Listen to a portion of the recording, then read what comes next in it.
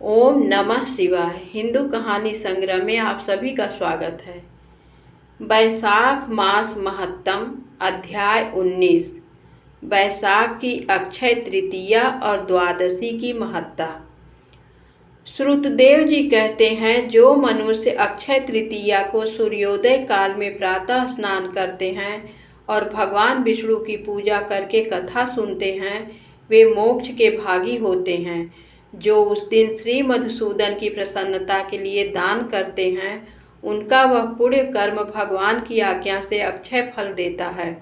बैसाख मास की पवित्र तिथियों में शुक्ल पक्ष की द्वादशी समस्त पाप राशि का विनाश करने वाली है। शुक्ला द्वादशी को योग्य पात्र के लिए जो अन्न दिया जाता है, उसके एक एक दाने में कोटि कोटि ब्राह्मण भोजन का पुण्य होता है। शुक्ल पक्ष की एकादशी तिथि में जो भगवान विष्णु की प्रसन्नता के लिए जागरण करता है, वह जीवन मुक्त होता है। जो बैसाख की द्वादशी तिथि को तुलसी के कोमल दलों से भगवान विष्णु की पूजा करता है, वह समूचे कुल का उद्धार करके वैकुंठ लोक का अधिपति होता है। जो मनुष्य त्रयोदशी तिथि को दूध, दही, शक्कर, घी और शुद्ध मधु, इन 5 द्रव्यों से भगवान विष्णु की प्रसन्नता के लिए उनकी पूजा करता है, तथा जो पंचामृत से भक्ति पूर्वक श्री हरि को स्नान कराता है, वह संपूर्ण कुल का उद्धार करके भगवान विष्णु के लोक में प्रतिष्ठित होता है। जो सायंकाल में भगवान विष्णु की प्रसन्नता के लिए शरबत देता है, वह अपने पुराने पाप को शीघ्र ही त्याग देता है। बैसाख शुक्ला द्वादशी में मनुष्य जो कुछ पुण्य करता है, वह अक्षय फल देने वाला होता है। प्राचीन काल में कश्मीर देश में देवव्रत नामक एक ब्राह्मण थे। उनके सुंदर रूप वाली एक कन्या थी, जो मालिनी के नाम से प्रसिद्ध थी। ब्राह्मण ने उस कन्या का विवाह सत्यशील नामक बुद्धिमान द्विज के साथ कर दिया। मालिनी कुमार्ग पर चलने वाली पुंसचली होकर स्वच्छंदता पूर्वक इधर उधर रहने लगी।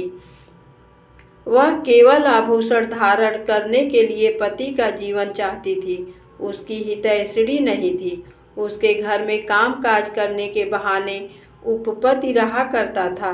सभी जाति के मनुष्य जार के रूप में उसके यहाँ ठहरते थे।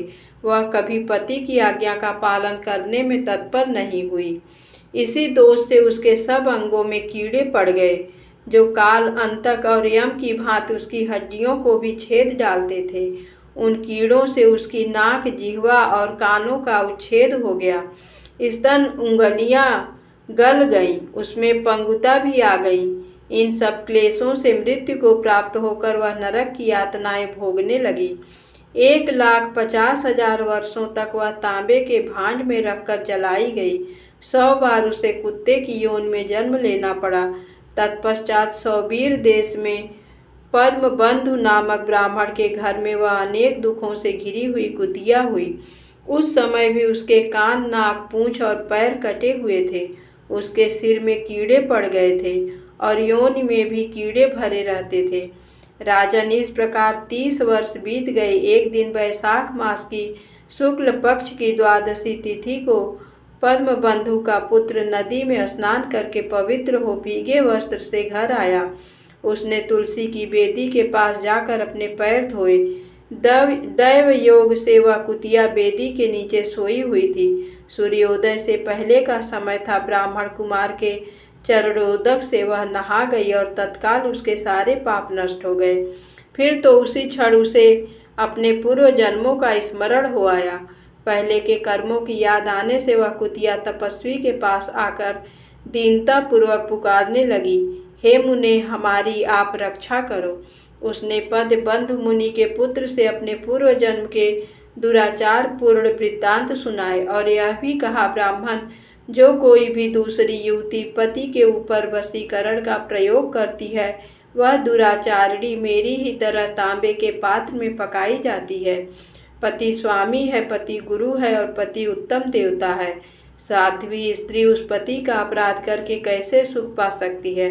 पति का अपराध करने वाली स्त्री सैकड़ों बार तिर्यक योनि, पशु पक्षियों की योनि में और अरबों बार कीड़े की योनि में जन्म लेती है। इसलिए स्त्रियों को सदैव अपने पति की आज्ञा का पालन करना चाहिए। ब्राह्मण, आज मैं आपकी दृष्टि के सम्मुख आई हूँ। यदि आप मेरा उद्धार नहीं करेंगे तो मुझे पुनः इसी यातनापूर्ण घृणित योनि का दर्शन करना पड़ेगा। अतः विप्रवर, मुझ पापाचारिणी को वैशाख शुक्ल पक्ष में अपना पुण्य प्रदान करके उबार लीजिए। आपने जो पुण्य की वृद्धि करने वाली द्वादशी की है, उसमें स्नान, दान और अन्न भोजन कराने से जो पुण्य हुआ है, उससे मुझ दुराचारिणी का भी उद्धार हो जाएगा। महाभाग दीन वत्सल, मुझ दुखिया के प्रति दया कीजिए। आपके स्वामी जगदीश्वर जनार्दन दीनों के रक्षक हैं। उनके भक्त भी उन्हीं के समान होते हैं। दीन वत्सल, मैं आपके दरवाजे पर रहने वाली कुतिया हूँ। मुझ दीनों के प्रति दया कीजिए, मेरा उद्धार कीजिए। अंत में मैं आप द्विजेंद्र को नमस्कार करती हूँ। उसका वचन सुनकर मुनि के पुत्र ने कहा, कुतिया, सब प्राणी अपने किए हुए कर्मों के ही सुख दुख रूप का फल भोगते हैं। जैसे सांप को दिया हुआ शर्करा मिश्रित दूध केवल विष की वृद्धि करता है, उसी प्रकार पापी को दिया हुआ पुण्य उसके पाप में सहायक होता है। मुनि कुमार के ऐसा कहने पर कुतिया दुख में डूब गई और उसके पिता के पास आकर आर्त स्वर में क्रंदन करती हुई बोली, पद बंधु बाबा, मैं तुम्हारे दरवाजे की कुतिया हूँ। मैंने सदा तुम्हारी जूठन खाई है। मेरी रक्षा करो, मुझे बचाओ। गृहस्थ महात्मा के घर पर जो पालतू जीव रहते हैं, उनका उद्धार करना चाहिए। यह वेद वेत्ताओं का मत है। चांडाल, कौवे, कुत्ते ये प्रतिदिन गृहस्थों के दिए हुए टुकड़े खाते हैं, अतः उनकी दया के पात्र हैं। जो अपने ही पाले हुए रोग आदि से ग्रस्त एवं असमर्थ प्राणी का उद्धार नहीं करता, वह नरक में पड़ता है। यह विद्वानों का मत है। संसार की सृष्टि करने वाले भगवान विष्णु एक को कर्ता बनाकर स्वयं ही पत्नी, पुत्र आदि के ब्याज से समस्त जंतुओं का पालन करते हैं। अतः अपने पोष्य वर्ग की रक्षा करनी चाहिए, यह भगवान की आज्ञा है। दयालु होने के कारण आप मेरा उद्धार कीजिए। दुख से आतुर हुई कुतिया की ये बात सुनकर घर में बैठा हुआ मुनि पुत्र तुरंत घर से बाहर निकला।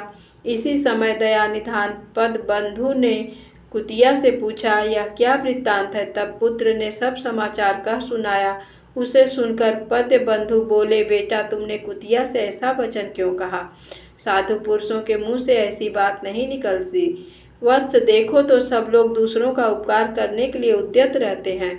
चंद्रमा, सूर्य, वायु, रात्रि, अग्नि, जल, चंदन, वृक्ष और साधु पुरुष सदा दूसरों की भलाई में लगे रहते हैं।